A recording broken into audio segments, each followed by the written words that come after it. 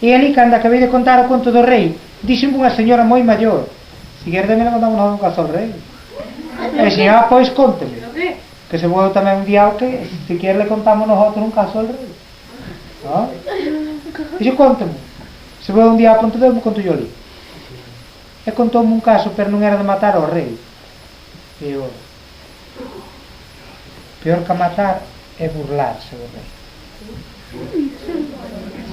E contoume que un rei tiña no palacio unha habitación tan grande, era a que máis lle gustaba, que lle levaba 3 días recorrela en tren, que tiña unhas vías botadas dentro da habitación, e os trenes daquelas a que funcionaban?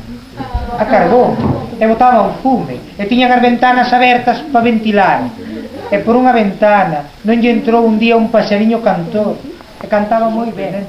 O paxariño non lle falou, e díxolle: cállame con caidadiña, que son moi pequeniño. Estaban matando, e dicía o paxariño: mátame despaciño, que son moi pequeniño. E despois estaban deplumando, e dicía o paxariño: deplumame con caidadiño, que son moi pequeniño. E puxeron a guisar nunha pota con 2 dedos de aceite, e picaronlle media cebola, 2 dentes de allo, un pimento verde e un pimento morrón en rodas, e botaronlle 2 patacas, e botaronlle un pouco de pirixel e un pouco de azafrán, e unha copa de viño blanco e unha copa de auga do caldo sin patacas nin berzas nin favas, e remexían.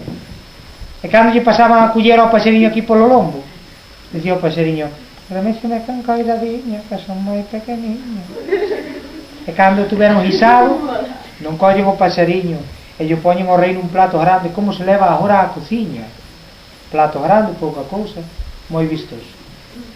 Póñenllo no medio e medio, levanllo para que o coma, e di o rei: pero este non ten máis convocado. E non colle polas patas, papo inteiro.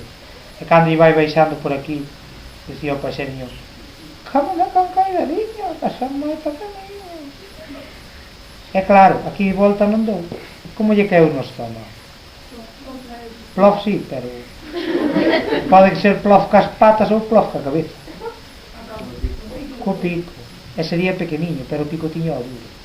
E mancou o rei no estómago. E o rei dixo: ai, que mal me fixo este paxeriño, vou ter que o vomitar. Non vomitou. Ai, día e medio despois, que mal me fixo este paxeriño, vou ter que ir cajar.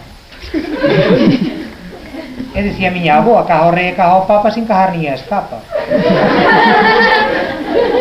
E cando foi cajar, sentouse no váter, pero como o paxariño era tan pequeniño, nin moita forza tiña que facer para o dar cajado, e fixo unha forciña de nada, fixo así un,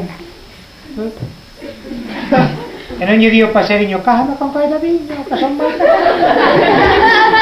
E o rei fixo unha forciña máis, fixo, e non sai o paxariño emplumado de novo, e se bota a voar por todo o cuarto de baño adiante e a cantar. E sabedes o que cantaba? Cantaba así. Non, así non. Cantaba así.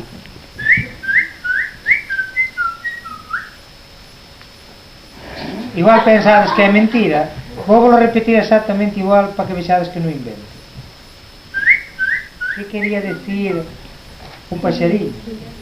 Pois o que quería decir era: güey, güey, güey, que lle vivo, o rei.